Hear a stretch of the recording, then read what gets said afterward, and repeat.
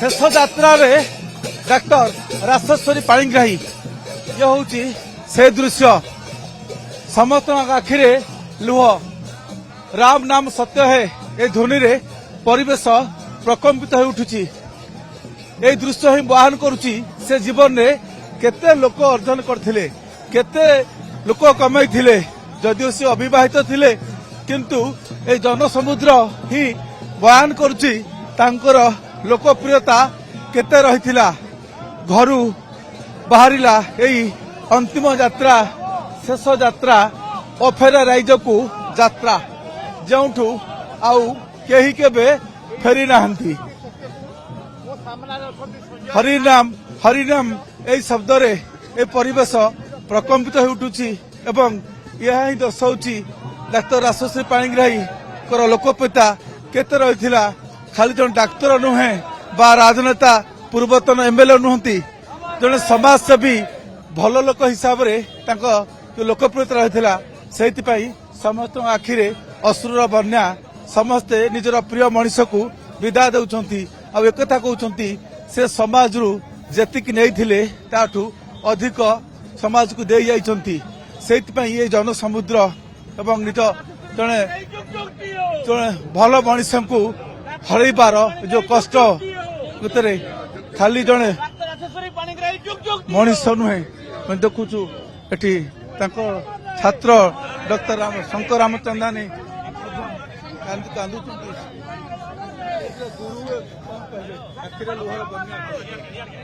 Doctor Shankar Ramchandra देखुछु काली ठार आप madam सहित कौन कहबे मैडम तो आम गोटे बहुत बड़ा वरदान थे मैडम मैडम तू आम जहाँ शिखीचु तामें कहीपर ना मैडम आम केवल नुहे सारा पश्चिम ओडिशा गोटे प्रकार गर्व और गौरव थे आज अनुपस्थिति आम विश्वास भी करें जद्यपि से गोटे असाध्य रोग पीड़ित थे किंतु आम जानी तार माने आउटकमटा किंतु तथापि एत सब कम समय मध्य अवस्था डेटरेट कला आ छात्र हिसाब से डेफिनेटली केवल आम नुहे सारा ओडिशा गोटे लॉस आ डेफिनेटली ये बहुत आम दुख आ शिक्षा से जोटी भी था भगवान को सुस्थ भगवान को शांति रखु एवं सब शुभेच्छा भिड़ ही दर्शाऊची केवल भिड़ विभिन्न खाली राजनेता नुहंती बा डाक्तर नुहंती समस्ते कौन कहबे काली दिन सामिल अच्छे भिड़ कौन संदेश पीड़ संदेश दूसरी जन अविवाहिता महिला जे परिवार करते विस्तारित परिवार सेटा देखबार कथा आमे माने निजर परिवार खाली सीमित रहउछु परिवार पे घिची होउछु किंतु गोटे परिवार न थाई कि गोटे बड़ परिवार केमती तैयारी करा जाय परे शहर को पर गोटे बड़ परिवार हां ये भिड़ जहा कहथुले मैडम अविवाहित रहितले सत निजर संसार नथिला सत किंतु संसार एते व्याप्त हिची ये समस्त सत जम तांको संसार जन जन सदस्य जन जन सदस्य रहिचंती पूर्वतन विधायक नाउरी नायक पहुंचले निश्चित भाव देखुं जो भिड़ प्रति लोकंर जो श्रद्धा थिला बहुत लोक दुखित अच्छा निश्चित भाव में संबलपुर पश्चिम ओडिशा गोटे अपूरणीय क्षति कारण से राजनेता नथिले खाली ता सहित जड़े चिकित्सक थे जो थे कि बहुत लोग चिकित्सा पाई चिकित्सा पाइबार सुजोग पाई तेणु निश्चित भाव में आमर संबलपुर जिला तथा पश्चिम ओडिशा गोटे अपूरणीय क्षति आम ए बहुत दुखित एवं मर्माहत तांकर अमर आत्मा प्रति सद्गति भगवान प्रार्थना कर बीजेपी जिला सभापति रामचंद्र मेहर गोटे सुनामधन्य चिकित्सक हिसाब रे तांकर जस कीर्ति अच्छी एवं लोके तांको सम्मान करुचंती से जने राजनेता संगे संगे भल समाजसेवी भी थिले तांकर देहांत रे मते लागुची संबलपुर एवं पश्चिम ओडिशार अपूरणीय क्षति होईची जेंटा कि केही भरण करि पारिबे नहीं डाक्टर पाणिग्राही से चली जाइछन सत किंतु छाड़ी जाइछंती निजर दुटी आखि को जहाँ को आखिरे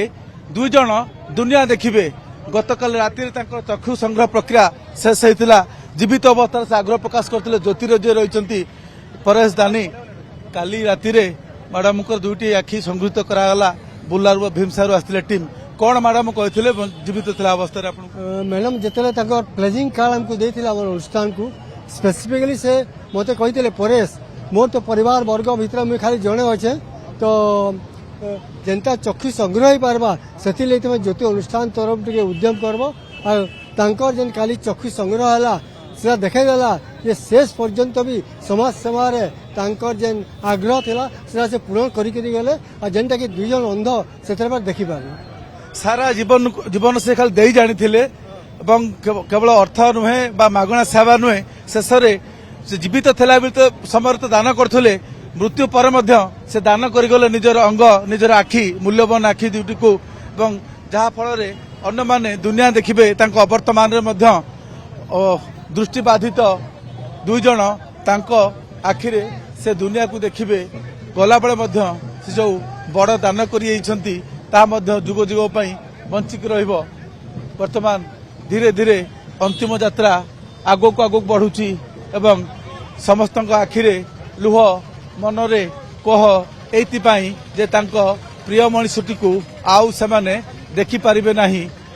पंचभूत रे विलीन होइजिबो तांको शरीर से चलीजिबो सत किंतु तांकर काम तांकर जस ये सबुदिन पाई कि अमर होइक रहिबो संबलपुरवासी सबुदिन तांकु मन पकेबे तांकर काम पाई तांकर दान पाई तांकर सेवा पाई ये होची जीवनर निष्ठुर सत्य जीवनर शेष सत्य जन्म माने मृत्यु तो निश्चय अच्छी किंतु एमिति किछि काम करि जांतु जेमिति कि मृत्यु परे भी आपण अमर रहिबे संभवतः एही संदेश देबाकू चाहिथिले डाक्टर रासेश्वरी पाणिग्राही संबलपुर संजय कुमार जेना।